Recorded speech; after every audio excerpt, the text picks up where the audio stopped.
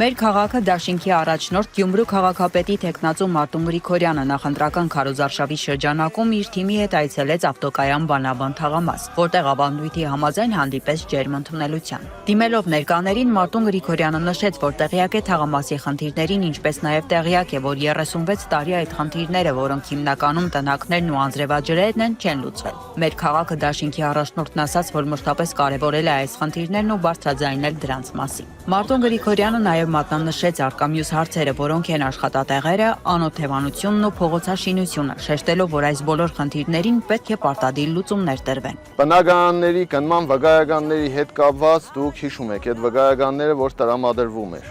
մարդկանց, որպեսզի բնակարաններ կնեին։ Ես այն մարդն եմ եղել, ով որ դեմ է արտահայտվել այդ վկայականներին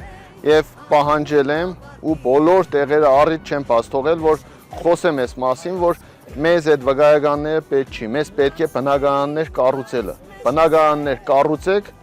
տվեք ժողովրդին, թե չէ այդ վկայականները, որ տրամադրում էին, մեկը պիտի իր բնակարանը ծախեր ժողովուրդ, որպեսզի մյուսը կներ։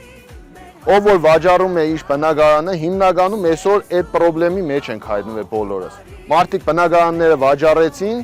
այն անօթևանները, որոնք որ ստացել էին այդ վկայականները, դրա հիման վրա գնեցին այդ բնակարանները,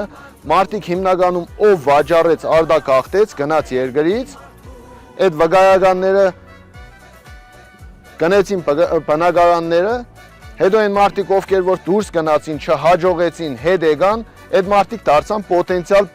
անօթևաններ, բայց առանց կարգավիճակի։ Մեր քաղաքը դաշինքի առաջնորդը տեղեկացրեց, որ սպորտ դպրոցի հետ կապված ունեն ծրագիր եւ քաղաքապետ ընտրվելու դեպքում կառուցելու է սպորտ դահլիճ, որպեսզի թաղամասի երեխաները փողոցից կտրվեն ու զբաղվեն սպորտով։ Պաշտոնական խոսքից հետո թաղամասի բնակիչներն ու Մարտուն Գրիգորյանը սկսեցին շփվել ավելի անմիջական ու ընկերական մթնոլորտում, ու ինչպես միշտ հանդիպման մասնակիցները մեր քաղաքը դաշինքի առաջնորդից բաժանվեցին հաղթանակի մաղթանքներով ու ապագայի հանդեպ հույսով։